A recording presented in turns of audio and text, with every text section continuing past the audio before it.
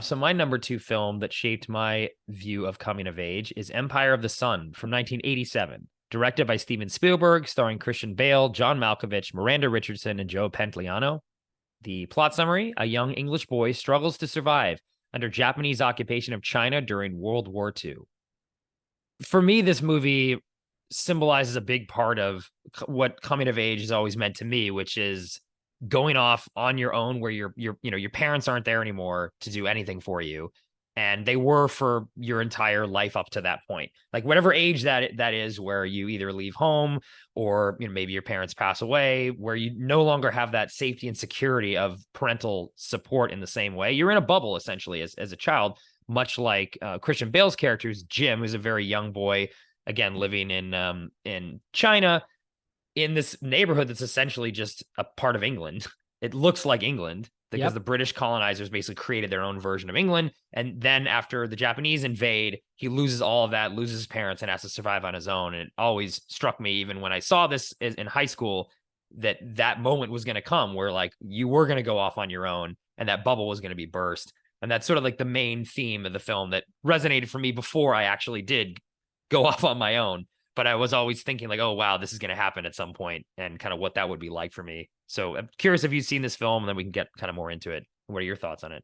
Yeah, I had not seen this movie. There are a few Spielberg movies. I put War Horse in the same bucket that I still haven't seen. So from like a big Spielberg fan, as we shared on this podcast, it was fun to kind of finally put a check mark against this movie. But yeah, those themes that you're talking about, the movie does a great job at that. But I have to say that I wasn't a big fan of the movie at large, and I think a lot of that has to do with, I hate to blame it on a child, because Christian Bale is just a child. I didn't like his Oh, performance. really? You didn't? No. And or maybe just the characterization. Like, of course, it's a Spielberg, epic movie. So all the other departments are, shining fully, the production design and the cinematography and all of it. But there's something about this central character that maybe I need to watch it again. I just couldn't fully wrap my head around this kid,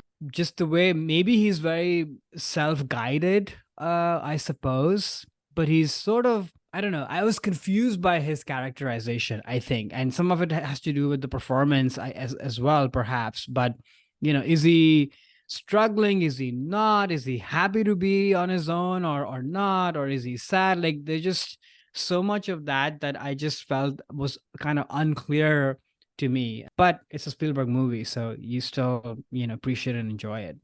Yeah, this is his version of like a David Lean film. Like Right. Lean's one of his big influences, and actually I think at one point he was supposed to make the film, and Oh, that would make it sense. kind of fell apart on financing, and then Spielberg kind of picked it up, and Lean was like, okay, cool, like you can do this. Hmm. But I mean, maybe it's because I related to his character when I Yeah, first and saw the you watched film. it at that time. Exactly. I watched it Yeah. as a kid. I also was in a, all boys private school with, dressed, and we had like a dress code like he did in the beginning of the film. So Mm. to me, it was like, oh, I can kind of relate to this kid in that sense. The movie is a lot of a metaphor about, again, growing up where all of a sudden that bubble's just gone.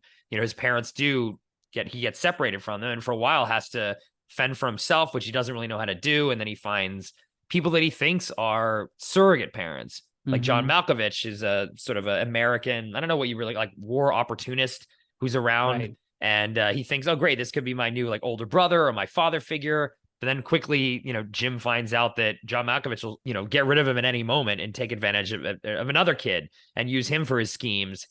And he doesn't really like Christian Bale. It's not like parents who will stay around through thick and thin. And that is something too that, once you leave the nest, so to speak, that you Right. do have to realize like the world is not all about you, which is what your parents kind of can create for you, that sense that everything is fine. Yeah, everything's fine. You're going to be fine. But that's not necessarily the case. And I always saw this as okay, well, again, when I saw it for the first time, I was like, okay, well, this is going to happen at some point. I'm going to have to learn how to do this. And even looking back on this, so seeing this film, it's not like the best Spielberg film. I do think it's middling.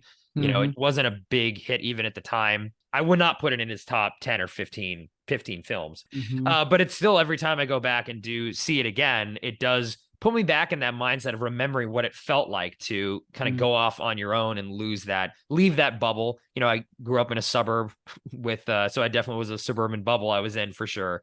And I think this movie does a good job of using war as a metaphor, which again is all about loss of innocence too, which is another, I Mm-hmm. think, theme of the film, and something that is going to happen at some point in your life when you leave the nest. And I think they do a good job of weaving those themes in there. And Christian Bale for me works, but again, that's maybe because I saw it, when I was younger and I wasn't paying too close of attention to his performance. And it's something I think he does. He's not like the best child actor I've ever seen, but I think he definitely can hold the attention of the audience, and Yeah, he carries definitely. the film. He has to. He's He has in to carry the almost every film. Yeah. scene. Yeah, it's just about him and his journey. Yeah, and it could just be, and I hate to say this because Spielberg is such a master director in general, but also a master director for kids. Like some of Mm-hmm. my all-time favorite kid performances, E.T. and Right. such, and Fanning and such, they're all AI. Spielberg Yeah. directed. Mm-hmm. I don't know, there's something about the screaming and the yelling and sort of a lot of like capital A acting Mm. that Christian Bale does in this movie is sort of what just didn't land super well on me. But which is, I don't know, maybe that's what the movie and the script demanded, because all of the other kid performances that we've seen from in Spielberg films, they're fairly, I guess, in a grounded, contained world. Well, I Mm. guess not so much Dakota Fanning, because War of the Worlds is also pretty epic and Yeah. Right. out Right. there. Mm-hmm. But the ET performances are all very locked in, Mm-hmm. in this very small world. But there's something about this performance.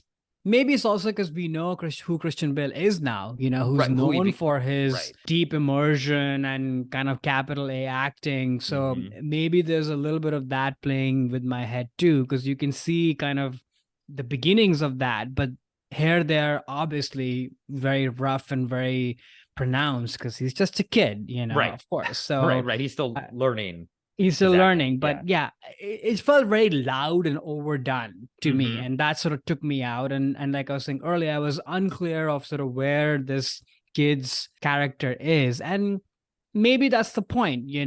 I was just trying to relate myself with that. If this were to happen with me, like I would be a total wreck.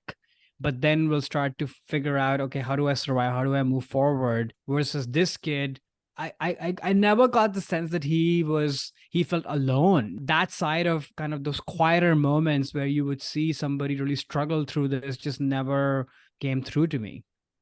Yeah. I thought the beginning part of the film, when the Japanese invade and then all the British have to leave their sort of faux Britain Yeah. town, that what I always liked about that part of the film was that he was so, even though the war had come, the Japanese, everything was about to change, he was still in such denial about it because he had been so protected his entire life that he's like, okay, well, this is normal. Like, this will be fine. Like, his housekeeper comes. He's like, hey, can you help me? And obviously she doesn't work for him anymore. And she slaps him in the face. She's Right. like, no, you suck. We're stealing all your parents' stuff. Like, no, the world has changed. Like, get over it.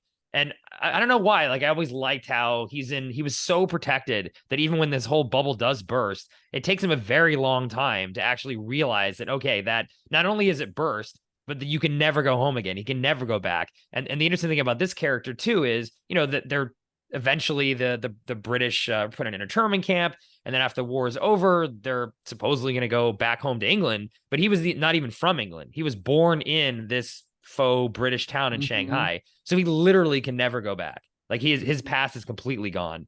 And Mm-hmm. I don't know, that always resonated with me too. I've seen this film maybe like half a dozen times over my life, and I haven't seen it in about 10 years. And since the Fablemans, which is the Spielberg sort of, I guess, biopic, if for lack of a better word, that he made last year, like every time I see a Spielberg movie now, I can only view it through that lens. Mm-hmm. And especially this movie is like so much about divorce and Right. losing your parents, that perfect world that he had as a Oh yeah. child when the parents separated. It's all right there and so obvious, which is not anything I ever would have thought.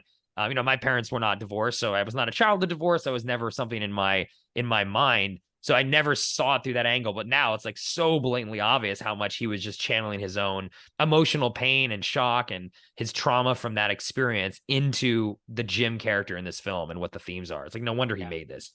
Yeah. It's No, like so obvious always. now. Definitely. Yeah. But yeah, to what you were saying earlier, to me, that's kind of I take it as the opposite. Like if somebody was so protected, how would they have the tools? Like in that whole stampede in the beginning where he gets separated from his mom, he's like totally unfazed. He's totally fine. And I was like, oh, you're so protected. You lived this such a privileged life. How are you okay? And that's the part that it just I couldn't sort of figure that part out. And maybe it's because he's this willful child. He's very smart and very interested in sort of, planes and the war and such. And maybe he has those tools, but that's the part that I found very hard to believe. I wish that shown that, yeah, this kid is very protected, but is actually worldly and has, what it takes to survive, because he's unfazed by any of this stuff. Yeah, I think he hasn't, speaking of like consequences, like we were talking about in the last film, I don't think he knows what those are yet. He literally just thinks everything's still going to be okay. He's never experienced precarity before. He never thinks there's no way he could actually be in real danger. It's impossible because he never was. And they do skip actually in the narrative. There is a flash forward when they get to the internment camp. And then they do cut forward, X number of months or maybe years ahead. And then all of a sudden now he knows everything. He's running around.